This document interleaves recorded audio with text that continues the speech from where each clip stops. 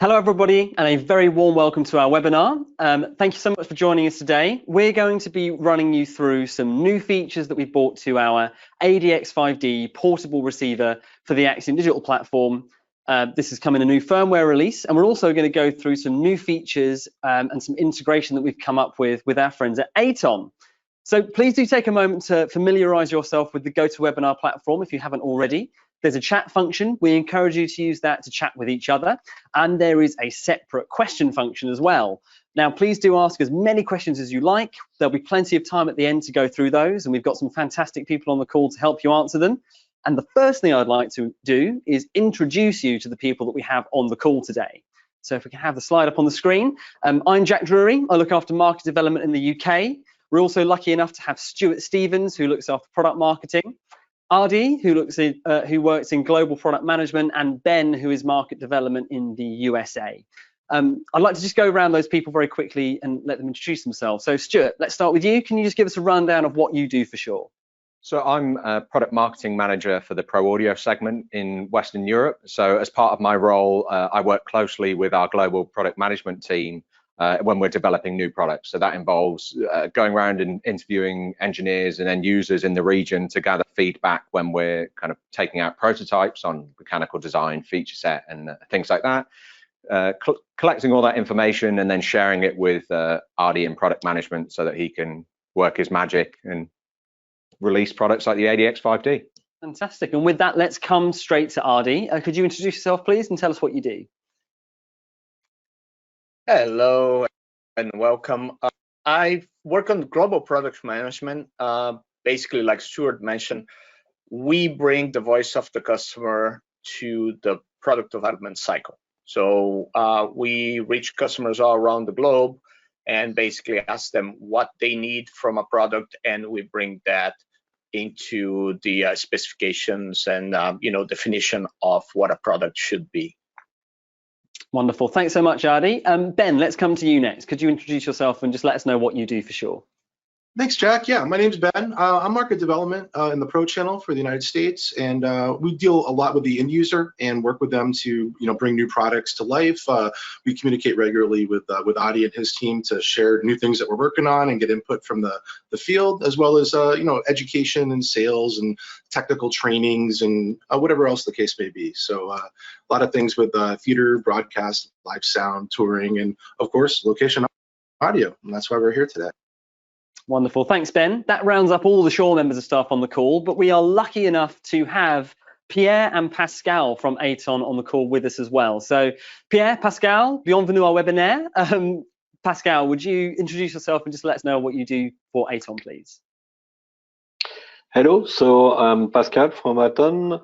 I've been working in Aaton for about 20 years on all audio products like Kantar X1, X2, X3. I am both a software developer and in direct contact with customer for high-level support, and also to identify end user needs to adapt the product as much as possible. Wonderful. Thank you very much. And let's come to Pierre next, please. Bonsoir. Or bonjour, but it's almost night, so it's almost So I've been working for Aaton for 34 years. Started when the company was a camera manufacturer company, and then I follow from camera to Kantar. I got involved with the Kantar when Jacques Delacroix, the owner of Aaton, took over the company in 2013. So what I do is basically I'm the first contact with the customer. I'm in charge of sales, but also first support. And then when I can't answer the question, I pass it to Pascal. Wonderful. Thanks so much, Pierre. As you can all tell, we're all dialing in from various different places around the globe. We've got us here in the UK, Ben and Addy are over in the USA, and then obviously Pierre and Pascal are in France. So please do bear with us if we have any technical problems, although we've rehearsed this and it all seems to be going very well. Timo's looking after us nicely, just driving the entire thing forward. I think the best place to start is with the agenda. So let's have a look at what we're going to be going through. Stuart Stevens is going to take us through an Axient Digital overview. So this will just refresh what the platform is, where it came from, how it works and what it does. Then we're going to come to Ben, who's going to talk us through the new firmware for the ADX5D and some other things that we've added into that product as a feature. And then we're going to come to Pierre and Pascal to take us through the integration with their Aaton Digital mixers. That should take us to about 45 minutes, which means we'll have 15 minutes left for questions. So please do ask as many questions as you like. I can see a couple of questions coming in already. So yes, please do ask as many as you like. But let's come to Stuart Stevens first. Let's kick off. So the ADX5D dual slot receiver. Let's start with Axient Digital. What's the platform? Where did it come from? What's the history? So Axient Digital is now our flagship wireless platform from Shure. But historically, that kind of high-tier platform was occupied by two separate systems. We had an analog system called UHFR, which was widely known and respected within the touring and live events industry. It was pretty much like an industry standard wireless system. Everyone at some point had come across some channels of UHFR if you worked within this industry. And sitting just a tier above that, we had Axient, so the original Axient that we now refer to as Axient Analog. Reason being, it used an analog modulation scheme. And this was really the first time we thought about a wireless system as a full platform. So in addition to having wide tuning receivers with Axient, we also had things like filtered antenna distribution systems for that. We had the Spectrum Manager, which handled compatible frequency lists, so it would monitor both primary and backup frequencies for your wireless system. And probably the system that, or the feature that it became most widely known for was the ShowLink aspect, which was the 2.4 Zigbee communication between those receivers and Axient transmitters. And being an analog system with those features did come at a price point, which unfortunately reserved Axient for kind of your very high profile events, your Super Bowl halftime shows, your Olympic opening and closing ceremonies. That was kind of the tier that Axient ended up kind of existing at. It never really had the widespread popularity as UHFR did. At the same time, while those systems were out, we knew we wanted to replace UHFR. It had been in the market for over a decade by the time we were working on Axient Digital. And we'd also expanded our portfolio of digital wireless systems. So we had, initially it was Ulxd, which introduced dual and quad receivers. And then we had QLXD at that mid-tier level. So we knew when developing Axient Digital that anything that replaced it was going to take advantage of all those lessons we'd learned when developing those digital platforms. The other thing we wanted to do was take all that technology we had with Axient and bring it down to a more affordable price point. So at the same time as doing that, we wanted a scalable system. So those customers that were at that UHFR tier could invest in the same dual and full channel receiver platform, and then there was two separate tiers of transmitters. So the AD series was your UHFR replacement. That was just a straightforward UHF transmission between the transmitter and receiver. And then if you wanted to, you could scale up to the ADX series, which then introduced the ShowLink capability. And by making this scalable platform, one of the things that it allowed us to do is customers that were familiar with UHFR, they quickly transitioned and settled into the workflow of Axient Digital. It was very familiar to them. And then with new features and benefits with things like the ADX1M, the micro body pack transmitter with its kind of ergonomic curved design, the two-way communication and the internal antenna, it really allowed us to build and develop our presence within theater markets. But we knew that location sound and kind of broadcast was always a goal for us. And over the past 12 months or so, we've introduced a number of products, the most recent being the ADX5D, to really help us kind of establish and build and develop a presence within location sound and broadcast markets. So to broadcast sound engineers out there, what is the number one thing about Axient Digital that makes it the go-to solution now? I think the kind of number one thing is the audio quality. So in the past, when dealing with analog systems, we would always have to overcome some of the inherent limitations of an FM modulated link. You would have to go through processes of companding to first compress your audio to overcome the dynamic range limitations, and then expand it on the receiver side.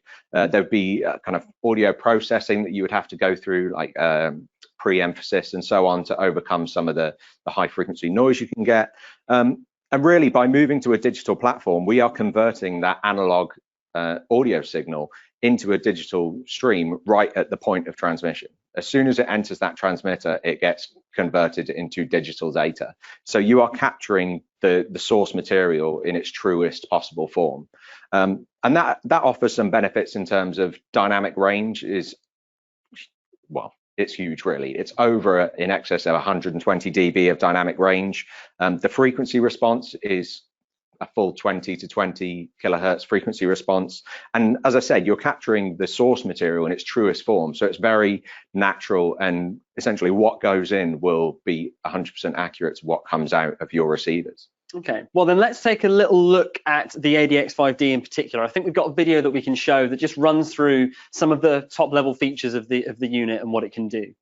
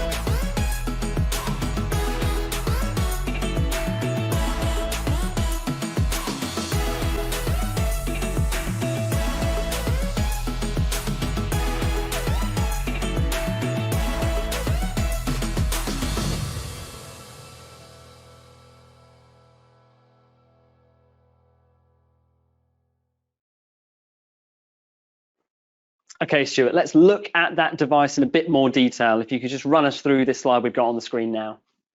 Yeah, so the first thing is it's a dual channel receiver. So if you're familiar, as I've said, with Ulxd and so on, the AD4s, we have dual and quads. This is a dual channel portable slot receiver. The ADX signifies that it has that two-way show link communication between this receiver and ADX transmitters. As I've said, we wanted to learn the lessons from developing digital systems like Ulxd in the past. So this has an advanced digital modulation scheme, which really offers us a lot of improvements in terms of spectral efficiency. So being digital, it's a lot more predictable in terms of how those carriers will react. And that allows us to get a lot more channels on air. At the same time, because it is digital, there is an element of latency in there, but we've kept it low, under 2 milliseconds, which is ideal for when you're working with in-ear monitors and the touring application or IFB solutions for broadcast. And this is true digital diversity as well. We are taking data on both A and B antennas, and then we're assessing that and using that to ensure that you're getting the best possible audio out of your receiver, whether it's racked or portable. And then the last thing we also wanted to take from the old Axient system was wide tuning. That's really important. A lot of location sound is happening globally now. Spectrum regulations are changing all the time. So by offering a wide tuning platform, it just gives us that flexibility to kind of operate on a more global scale. And then lastly, just the networked aspect with wireless Workbench and the Shure Channels app on iOS and Android. And as I mentioned, we worked closely with end users when developing this. And Ben, I don't know if you want to talk about some of the relationships you've made in location sound. Absolutely. I mean, in the last few years, I've been learning a lot myself about this whole world of location sound and audio and film and episodic. And we've had a lot of great partners that have worked with us to help develop these products and maybe polish some features. One notable is Drew Coonan, who's been a great asset to us, and he's worked on various films like Mank and Knives Out, Life of Pi. If you get a chance, look up his IMDb credits. And he's an avid Kantar user as well as ADX5D and Axient Digital.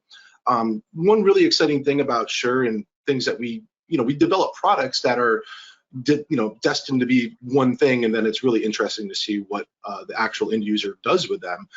The Axient Digital product, the rack mount receiver that is on the screen, the AD4Q, has got a DC powering module, and that was always designed to kind of be a redundant power supply for corporations and broadcasters that have dual power rails and whatnot.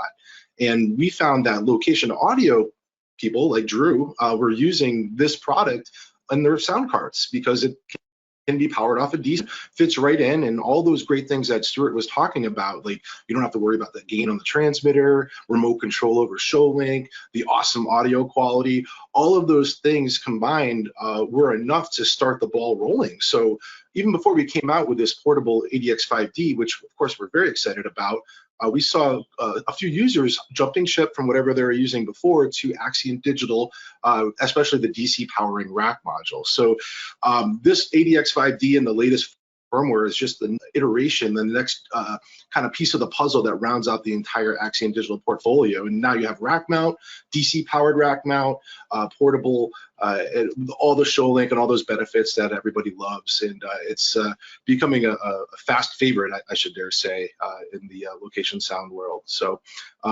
always more to come, but this is what we're at right now. It's great. Yeah, I think that's the key there, is we didn't just launch it and walk away. We built up these relationships, and we continue to listen to them, and that's kind of what's led to these enhancements in the new firmware version. So do you want to just talk us through some of those enhancements we've made with this new 1.3 firmware? Absolutely, yes. So there's some exciting new things, and as I mentioned before, working with the end user, the Partydial is one of the things that they requested, and we'll talk more about this in detail coming up in this next segment.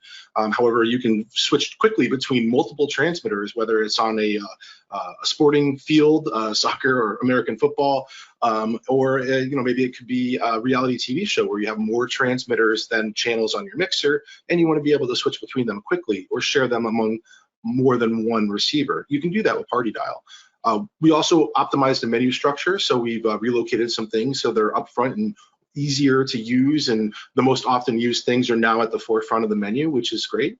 And then, of course, why we're here today, and we're very pleased to have the Aaton on, is the third-party integration and control. So it's really cool to see the two products working together and doing scans on the large Kantar screen and all that kind of stuff, which everybody's been asking for, especially Kantar users. And this is very exciting to see that. And I'm looking forward to seeing the demonstration coming up here. So. Okay, Ben, I think you've got a video that you've done for us that we can go through. Yes. Timo, can we have that video on screen, please? Hi, it's Ben with Shure. In this section, we're going to discuss custom groups, Partydial, and menu updates. So first off, custom groups are a feature of Shure Axient Digital and select other Shure wireless receivers. With Axient Digital, there are 6 custom user groups with an ability to have up to 60 channels per group. The built-in groups in Axient Digital receivers simplify scanning for open frequencies. Typically, one will perform what is called a group scan, and the receiver will scan the frequencies of that group for clean and open frequencies. So why one would be interested in creating and using a custom group of frequencies? There are 3 main benefits that come to mind, especially for users of ADX5D out in the field. The first benefit is Partydial. We will discuss Partydial more in detail in a moment. However, in order to use Partydial, you will need a set of pre-programmed frequencies contained in a custom group. The second is built-in groups that are in Axient Digital receivers do not take into account of any prohibited frequencies. For example, in many major cities in the USA, there are TV channels which are reserved for public safety and are illegal for use by wireless microphone users. Just performing a group scan may find a frequency that is clean, but may be illegal to use. Custom groups can solve this issue. You could even create a custom group for each city that you plan on working in that takes into account the public safety channels of that particular location. Lastly, many sound card mixers often use filtered antennas in their cart setups. Performing a regular group scan may find frequencies outside of the filter's antenna range. Custom groups can solve this problem by ensuring scanned frequencies of that particular custom group will be inside of the desired filtered range. In order to populate frequencies inside a custom group, we will use Wireless Workbench to ensure the frequencies are compatible and then store them into the ADX5D hardware. Then when out in the field, we can scan for open frequencies just within these groups. Let's go to Wireless Workbench now. In this section, we'll use Wireless Workbench to create a custom group of frequencies and deploy it to the ADX5D. This version of Wireless Workbench I'm using today is 6.14.1, and this is similar on a Mac, which I'm on currently, or a PC. So the first thing we'll do is we'll go to the Frequency Coordination tab and create that custom group of frequencies. What I plan to do is create a custom group of frequencies that observe public safety channels in the New York metro region, for example, as well as fit into a 40 megahertz span, say a pair of filtered antennas that may be deployed on your sound cart. So we'll go to the Spectrum tab and we will do TV channels, and I will pop in a zip code for New York. Because I am online with the green icon here, or the dot, we know that it'll pull in the latest, greatest information.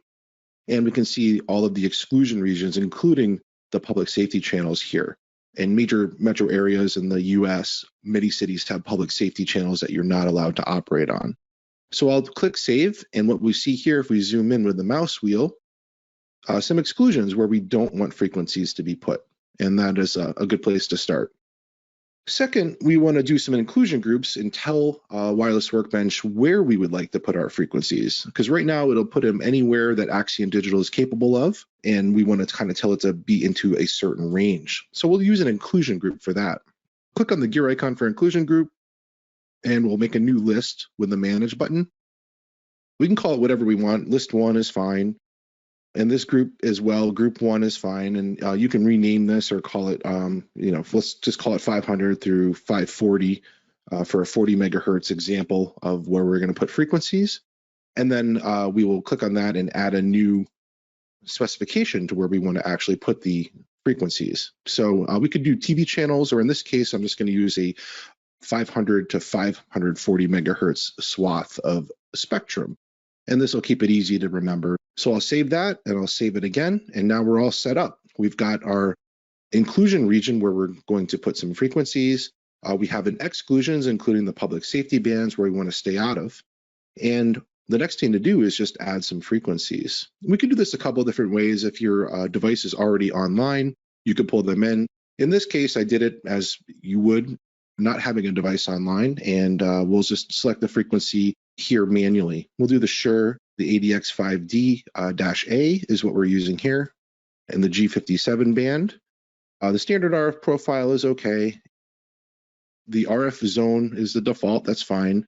This inclusion group is what we just created. We can select that right now, 500 through 540, and we can put in as many frequencies as we want, say 24 primary, and hit add. Now we have a couple things that just happened. We see that the G57 range is populated here in the blue bar, letting us know the range. And then we know that we have 0 out of 24 frequencies here to be calculated under the ADX5D. If you did it the other way around and you pulled in frequencies from your inventory tab, you could always right click on this bar or this banner here and add it to the inclusion group that we created. Since it's already, we did that when we made these frequencies populate here, we don't have to do that. You can click the calculate button here, and every time you hit calculate, it'll give you a new set of compatible frequencies. So we know they're compatible because they're all green and everything checks out. What's interesting is you can see that it put them in the inclusion group of 500 to 540, but it also observed the television stations that are not legal to be used. So, you can make this window whatever you'd like, or maybe you don't want to use an inclusion group. You could just observe like public safety in a certain metro area. So with that being said, normally we would just do a scan here and we can deploy. And yes, we can still do that with Wireless Workbench. But for this exercise, we're more interested in creating these custom group of frequencies that are predetermined to be compatible. So these frequencies here are all set, ready to go. And what we're going to do now is we're going to export them to a custom group file. And there's this little arrow icon here. It says Export Custom Groups. If I click on that, a dialog box will come up, and I'll go to my desktop, and I can just create a new custom group. We'll just call it Test Group. And that's it. We're all done there. The next step will be to import it to our wireless device, our ADX5D. And in order to do that, we're going to have to get it online and make sure that we're on the network via a ShoreLink access point. So we'll shift our focus over to the inventory tab. In order to get the ADX5D as part of the network, we have to go to our access point here and right click, go to properties, go to ShoreLink over here in this tab. And instead of FFFF, which will not put it on any network, we're going to create a unique identifier. And it could be any of these, I think they're like hexadecimal or whatever. I use beef or something, so it's easy to remember.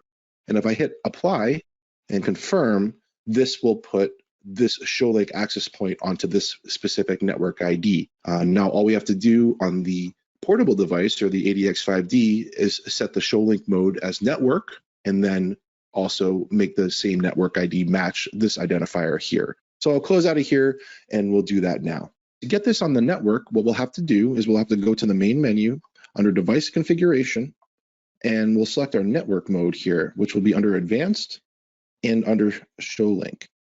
The ShoreLink mode that it's in currently is the direct mode, which will allow us to directly control, but we're going to put this in associated with the access point. So we'll change that from direct to network and hit OK. And remember, the net ID that we set in Wireless Workbench was BEEF or BEEF, and we'll just change that accordingly here to match as well. So we'll go BEEF, and device must reboot to apply ShoreLink settings. Perfect. Hit OK, and it'll reboot, and we'll go back over to Workbench and catch it over there. Back in our Wireless Workbench session, we'll notice that the ADX5D is here in the inventory window. So it is on the network. The green indicates that we can talk to it. You can do all the usual things like identify a device or flash it or set a pin. What we're going to do now is push the custom group of frequencies to it. So we'll just right click on this to go to the properties window. This will bring up this window here, and the usual things that you're used to in Axient Digital are all here. You can change just about anything you'd like, but we're going to be going to the gear icon, and under the gear icon, there's a thing called custom groups. So what we'll do is we'll click on custom groups, and the group name here is empty. Remember, there are 6 groups, user 1 through user 6, with up to 60 frequencies per group. What we'll do is we'll go to edit, and we'll import a group that we made previously. In the desktop here, there's a test group I made, and under default, there will be 80 standard G57 CUG, and the CUG file is the custom group file. So I'll double click on that, and just like that, it'll save what we did. Now, sometimes this window might pop to the back, so if that happens to you, just look for it. But we have it here, and it will say all of our frequencies that we did in the previous step. And remember, we set our frequencies from 500 to 540, observing the exclusions for public safety and other things. And this looks accurate. So we'll just hit apply and close this window. Now, we close this back out and go back to Wireless Workbench. Everything, our custom groups are now inside of this device, and we can use them for scanning ability, or we can use them for Partydial ability, which we'll discuss in a little bit. So let's go check it out and on the actual device itself to see where they are and how to use them. If we go to channel 1, for example, and I go to the radio menu, normally we can change the frequency or the group, and of course we're interested in the group. So let's go there. There are the built-in groups, 1, 2, 3, 4, 5, 6, and then there's a user group. And as we see here, user group 1 now contains the frequencies that we previously pushed. These frequencies will remain here until you decide to change them, and they are in the device. So let's go back out and see what you can do with those frequencies. For example, when you get out to the field and you need to do a group scan to find open frequencies, we can go to channel 1, we can go to group scan and start the scan. And it'll go through all of the preset groups of frequencies, including the factory presets, as well as the custom groups that we've pushed to the device. This is extremely powerful because now we are scanning in that custom group only the frequencies that we said where it should play into those inclusion groups. It will typically come up and say group 5 is the most open because it has the most amount of frequencies built in from the factory. But if we just toggle over and instead of group 5, select user group 1, we can actually deploy these frequencies with just a click of the button to all of our ADX5Ds that are on the same network. Or if it's just this unit, it will deploy it to channels 1 and 2 of the unit as well. As we can see, it did a scan and it found 18 frequencies open. We can deploy that just by toggling over and hitting deploy, and it will do so. Everything flashes, deployment complete, and you've successfully deployed in the right filter range of maybe your antennas, as well as avoided any problems with public safety or TV channels in your area. Partydial. Partydial is a term used with wireless microphones to describe the ability to switch between preset frequencies easily and quickly. Oftentimes, especially on reality TV shows, there may be more transmitters than available channels on the sound mixer. Partydial allows the user to select from a custom group of frequencies quickly. Let's dive into the ADX5D unit and enable Partydial. So with Partydial, we're going to enable it by going into the device configuration menu, and it'll be the first item, Partydial. We'll click this, and we'll go into a mode here. Will show us what we can select through. We see the G means group and C means channel. So right now it's on the main group 1, which is a pre-programmed group. We don't want that. We want to use the group that we've made, which is one of the custom groups, user group 1. So in order to change this, what you can do is you can exit out, and what we'll do is we'll go over to channel 1, and we will go to the radio menu. And here, because we're in group 1, we want to select that user group that's in here. So I can toggle over group until we get to group 1. And there's our frequencies, and those look familiar. I'll select just the first frequency now, just for to get it on that specific group.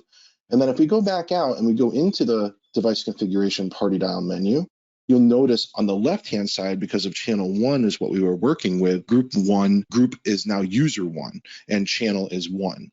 The beauty of this is that I can select and toggle between this custom group of frequencies just by pressing up or down. And if I press user 1 channel 2 or user 1 channel 3, it will come up and it will show us what is going on with that frequency. For example, we have a transmitter on this frequency here with group user 1 channel 3, and you can see the lights light up there with the blue lights, and the quality meter lights up. We also see that there is a device ID called TAL1. I named it Talent1. Now, if we go over to the next one in the group, it will say user group 1 channel 4, for example, and that will be Talent 2. Provided you set a device ID on those transmitters, you can identify which transmitter is which by referring to that device ID, which is a unique identifier. So that's a very handy tip if you're going to be following around a bunch of different transmitters or talent. You might want to name it the name of the talent or the actor or their role, etc. You can just simply toggle through it as much as you like. Maybe somebody gives you a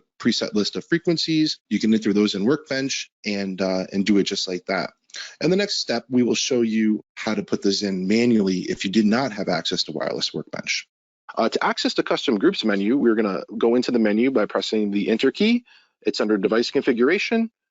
It's under Advanced, under Device RF, and then Custom Groups. Once inside the Custom Groups menu, you will see the group number, which right here is U1. As we mentioned previously, there are 6 user groups with up to 60 channels each, and a frequency. Essentially how it goes is you will go to set, let's say, user group 1, channel 1, and then I can pick a frequency here of my choosing, and that can be whatever you like or to match up the other transmitters that you already have. In this instance, we'll pick 475 even. Once you're done with it, you can go to the next one, channel here, and load another one into channel 2. So you can keep going on and on until you get all of your frequencies programmed in, and you can do this manually here, or as we showed previously, you can do it using Workbench. The load and the clear sections here are pretty cool. The load section, actually, if we go to it right now, will show you that it will say load copies the custom group data to 0 other receivers. Right now, there are no other receivers on the network. This is the only one. But if you had multiple ADX5Ds networked using the access point, or you had other Axient Digital receivers, duals or quads also on the network, basically anything that will flash when you say identify things on the network, this will copy the same custom group to everybody. So if you're out in the field and you have more than one Axient Digital receiver and you want to share that with others, you can, provided that you are on the network. So that's what the load function does. And then the clear function basically just resets the custom groups on this to 0. So it says clear, erases all custom group data on this receiver if you want to go do a new shoot or put a new set of frequencies in and clean out everything that's there. So that's how to do the custom groups using the front panel controls. Menu updates. With this latest firmware update, there are some new changes to the menu structure. The first change to mention is the circular menu structure. If you take a look at the scroll position bar on the right side, you can see the position of the menu. If you scroll all the way to the bottom, the menu will wrap around and come back to the topmost menu item. The second change is the position of menu items. We moved some of the most often used menu items to the forefront for easy access. Lastly, there is a new shortcut menu. By pressing and holding the X or the power key, you can bring up the shortcut menu. This menu now provides quick access to each channel as well as the 3.5mm output level. This concludes the section regarding custom groups, Partydial, and menu updates. Ben, thank you so much for putting that video together for us. Where can we find this firmware if we want to put it onto our devices? Great question. So we made it very easy. For those unfamiliar, we have a program called Shure Update Utility, or SUU as it's abbreviated. If you search for Shure Update Utility and you download that program for Mac or PC, it will provide everything you need to push the firmware onto the device.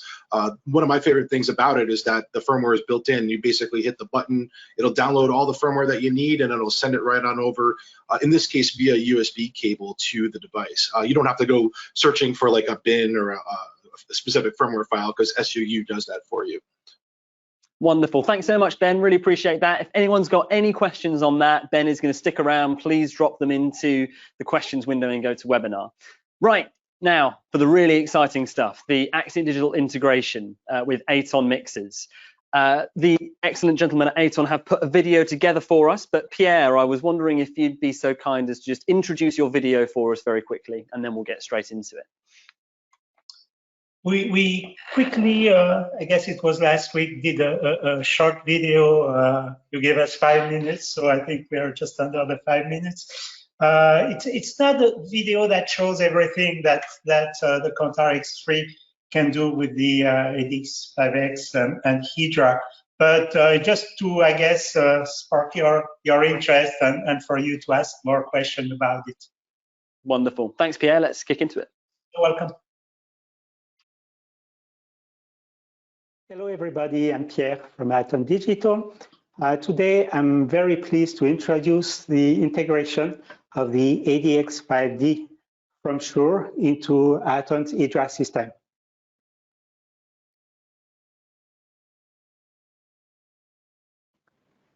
To access the receiver control, first switch the main selector to the test position, then press Shift F1 to open the RF receiver overview screen. The RF receiver overview screen can show up to 8 receivers, a total of 16 channels. The Shure receiver we're looking at is located on position 1 and 2 on your main screen. What you can see if you have a close look at the receiver, we have different information. We have a battery on the left corner, 90%. We have the battery percentage powering actually the receiver. And so it is a smart battery powering the system. So you can see the remaining time, 8 hours and 35 minutes of remaining time. You see both channels with the signal strength. You also can see the audio level. You have on A1 and A2, the transmitter battery percentage. That's a useful information. From that screen, pressing F1 will access the receiver parameters. Press F5 for channel 1 or F6 for channel 2 to enable or disable your receiver. I'm going to press F5. And the receiver channel 1 is in standby mode. Press F5 again, I enable it. You can modify the parameters of each channel of your receiver by pressing F2. I press F2, I access channel 1, press F2 again, access channel 2. Going back to channel 1, you can also select the field with the up and down arrow. There we go. I'm scrolling through each field, going back to channel. If I want to change a parameter of the field, I will press left or right arrow. There we go, from 10 to channel 11, going back to channel 10. Here it goes. My receiver is up and running. If we have a closer look at the channel screen, you can see on the far left your transmission level. You can see the audio level. You can see the transmission quality as well as the show link capability if your transmitter is equipped with this. In the center of the screen, you have the receiver information, band, group, channel, frequency. To the right of it, you have your transmitter information. You can see, for example, that we monitor the transmitter battery level, 69%, as well as the duration time of your transmitter battery. We can also set up a battery alert, 20%. One very cool functionality with the ADX5D is that you can actually pair your receiver and your transmitter. I will press Shift F3, select the channel I want to pair, channel 2, press OK.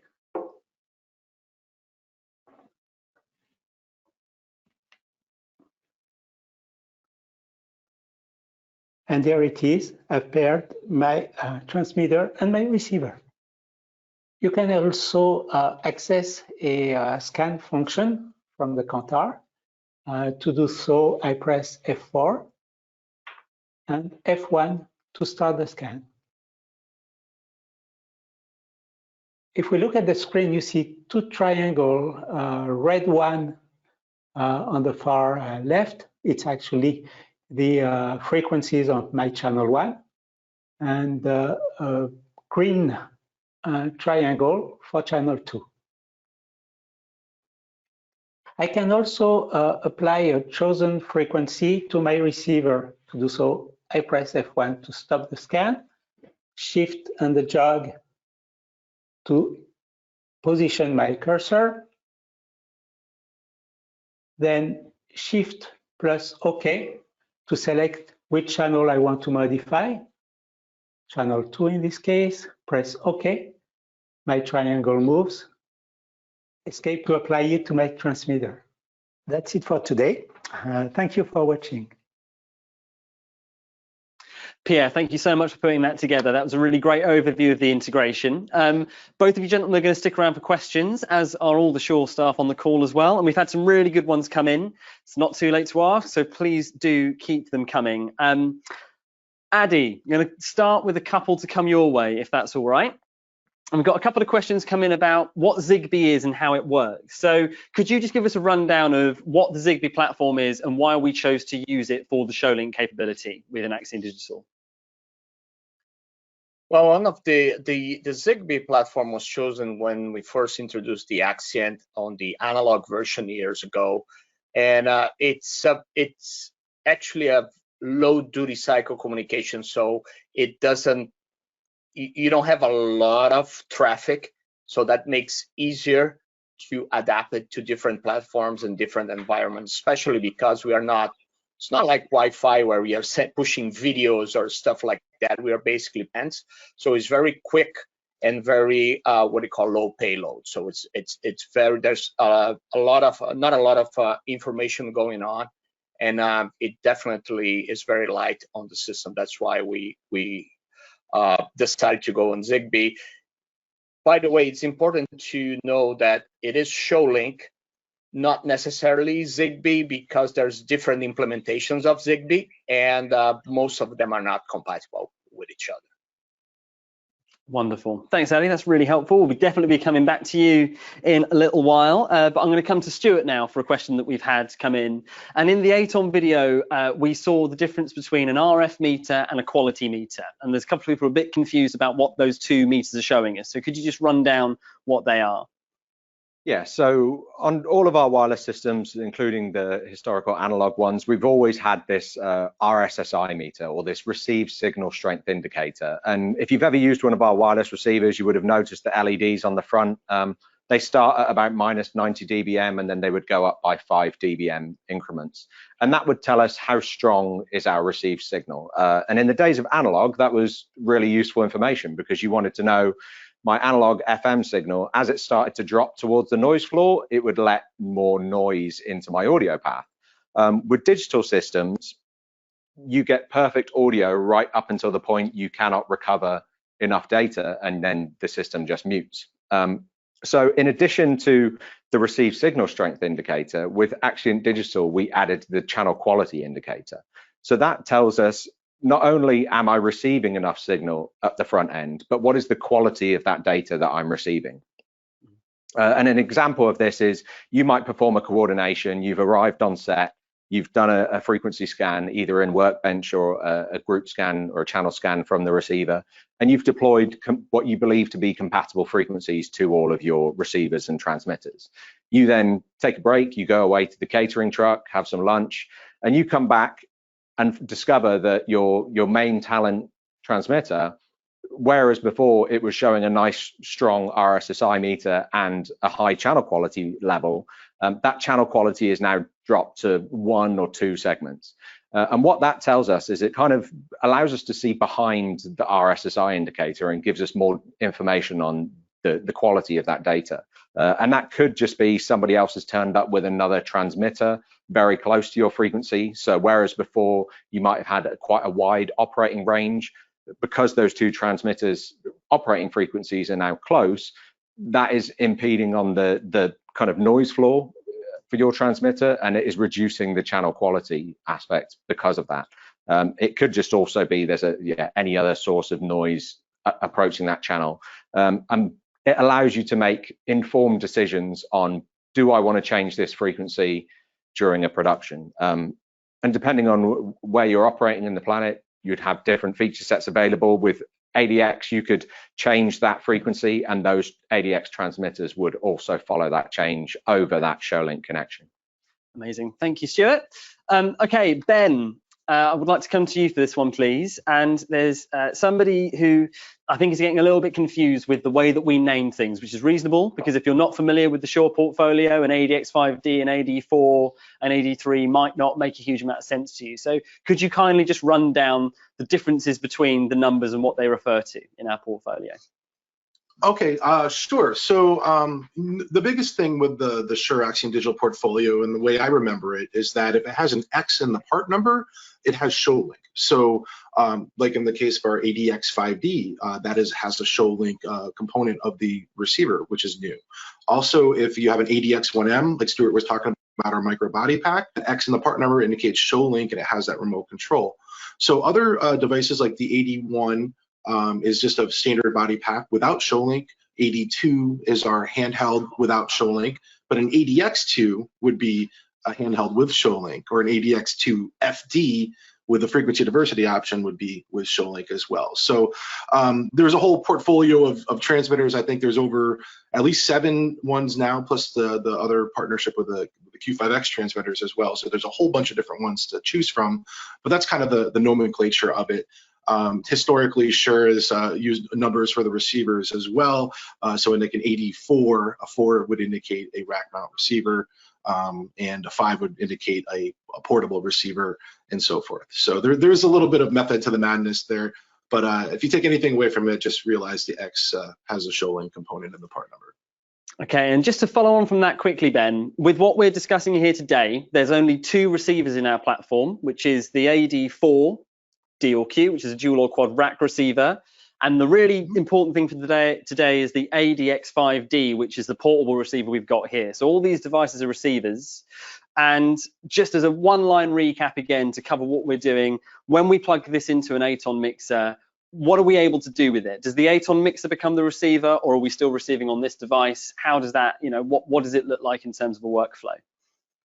Great question. So yeah, specifically what we're covering today is the portable ADX5D receiver plugging into the Aaton system, and there will be communication between the Aaton and the receiver, allowing you to do cool things. And as Pierre was demonstrating, control, scanning, and frequencies, and all kinds of things you can do from the Aaton. So you're kind of remote controlling our gear through the larger display and taking advantage of that, especially fun for RF scans and visualizing spectrum and just having a little bit more screen real estate to see what's going on versus the smaller display of ours. So it's a nice remote control. Although the receiver is still, the Axient Digital technology is getting audio is passing through that receiver and then going to the Aaton as well. So it just adds a kind of a cool remote control functionality on top of the ADX5D, and it's a nice partnership between the Aaton and the ADX5D. Wonderful. Thank you so much, Ben. Really appreciate that. Right, Addy, I've got a few questions for you, if that's okay. I'd just like to spend a little bit of time firing some of these your way. These are all product development requests, really. And I think that the one that's coming up the most here is when will we be able to see remote control of transmitters like we can in Europe, in America, through Aaton mixers? When will we be able to do that?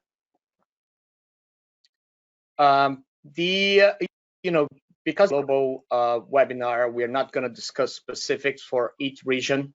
So the best thing to do will be, if you're in America and if you want more information about the feature set, just contact one of our dealers or contact one of our market developers like Ben, or Jen if you are in the West Coast, or Jason if you are around Nashville area. They will definitely have all the answer for you for the specific market, because each market, it's a little bit different, and it's not only the US, but there's certain frequency bands, for instance, that you can't use in Asia. There's a lot of little restrictions around the world that our global compliance department goes crazy every time we release a new product, because they have to be legal and has to be able to work all around the world. So just to recap, the remote control function is a region-specific function. Yes, it is. There's some differences. For instance, if you have a standard, what we call the TA3 backplate, where you have AES3 or analog going out, that's the same feature set worldwide. When you have a DB15 or a DB25 backplate, features changes depending where you are. Excellent. Thanks for that, Addy. Really appreciate it. I've got two more questions for you, and then we'll move on to some other things. Somebody has asked, is it possible to use Ulxd transmitters with Axient Digital receivers?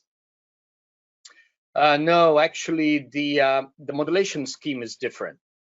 So the Ulxd actually process one.